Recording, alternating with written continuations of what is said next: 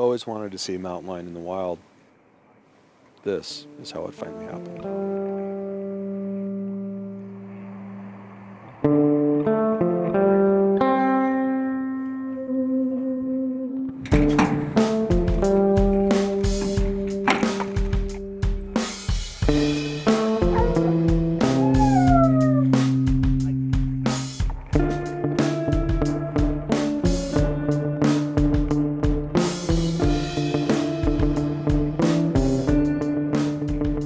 Set out to catch a female lion and replace her radio collar with a new GPS unit.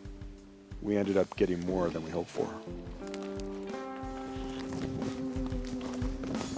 Lion tracker McLean Meekum leads the way. The best place to pick up a radio signal is the high ridge lines between the steep canyons of the Oquirrh Mountains.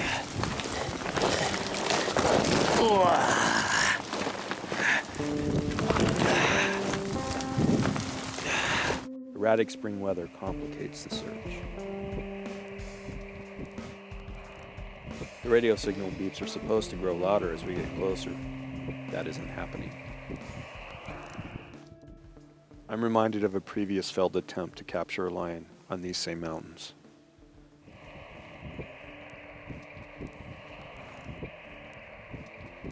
Well, we got a lot better signal. The dogs are off here on some scent. We're trying to figure out which way to go, which way to follow the cat. McLean's got the antenna out searching too, so we'll just kind of see what happens here for a second.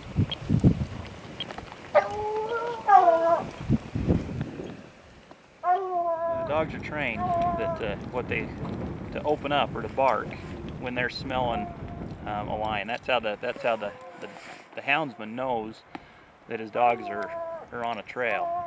We've been on this project here for 13 years now, 13 seasons in the winter. But we've been with the dogs for forever. My dad had dogs and we kind of grew up doing this, so. He got him when he was 18, he's 73 now, going on 74 this week. He still goes out every day.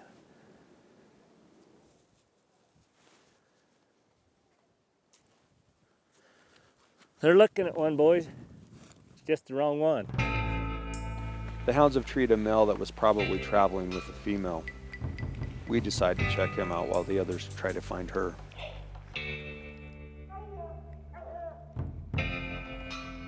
Well, everything has come in place and we've got one lion up in the tree up here behind me. It's kind of hard to see. He's hanging out on a nice little broken branch up there and looks pretty comfortable to me. But the horses and the mules did their work and the biologists did their work, researchers and the dogs, and here we are with the lion. It's not the lion we came for, but boy, it's an impressive sight. It's hard to tell how big he is right here. He's over 150 pounds for sure, and I just can't imagine what those claws are like to get him up that tree.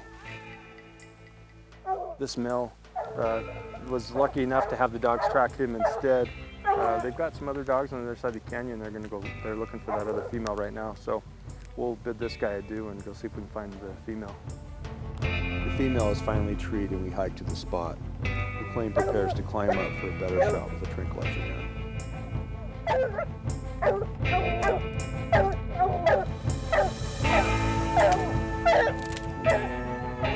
McLean needs to be close for an accurate shot.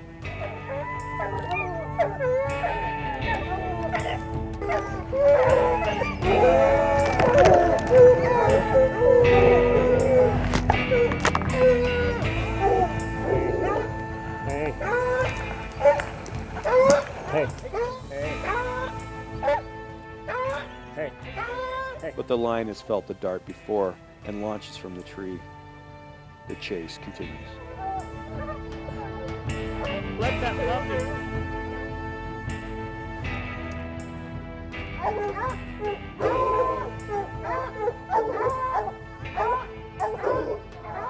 You guys ready? Ready.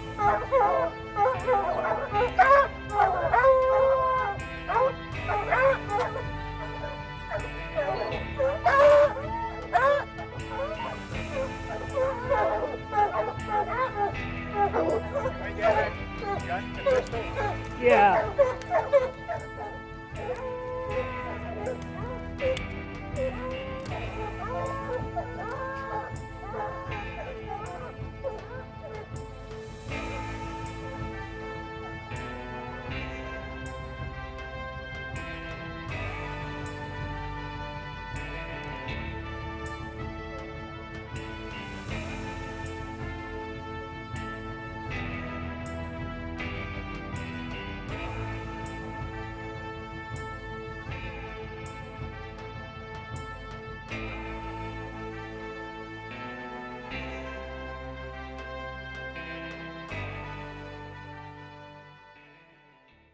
we're particularly interested right now, particularly on this area, of what are animals doing on what we call the urban-wildland interface. In other words, was aware of the near urban areas. And our results are that these animals, we call it nonchalance actually, because they seem to be somewhat ambivalent. And we've been doing this, like I say, since 1995. This study area is a little bit newer. We started this in '97. Since then, I believe we've captured over 200 animals on the 2 study sites. When we started out, we were putting regular, what we call VHF collars on there. And those are collars that just give you locations where you have to go out and use an antenna to try and determine where they're at and use triangulation.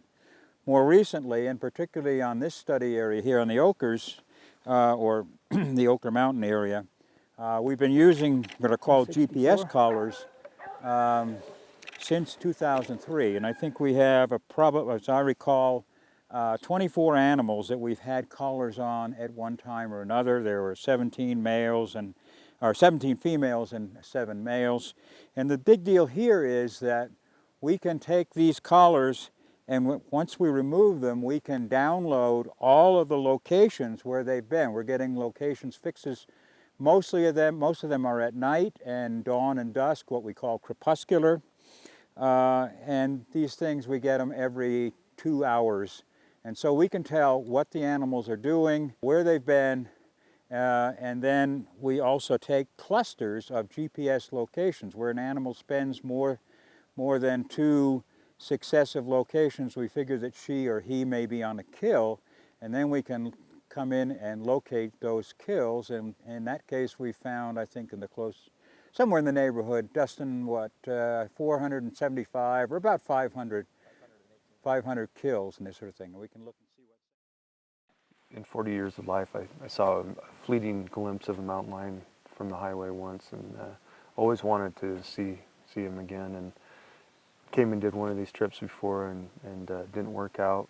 And now I'm watching one wander away with a new GPS collar after we were able to tree her at least twice and get her to cooperate finally, where we could get her tranquilized and get her weighed and such. So it's been a really rewarding experience for me to be in the Utah mountains like this and look over, and there's a mountain lion right there. It's kind of surreal. And we've seen 2 today. It's pretty amazing. They're amazing creatures, and it's important research projects like this that really help make it so that we can maintain a healthy population. 2 for the price of 1 today.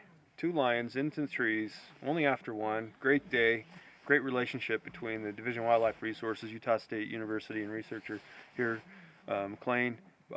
Guys, thanks so much for everything you're doing out here and for letting us tag along today. It helped me kind of cross something off of my bucket list to be able to get up nice and close to a mountain lion like that. So I really appreciate it, and good luck in the future as you go on with this. Appreciate it. Yeah, you're welcome.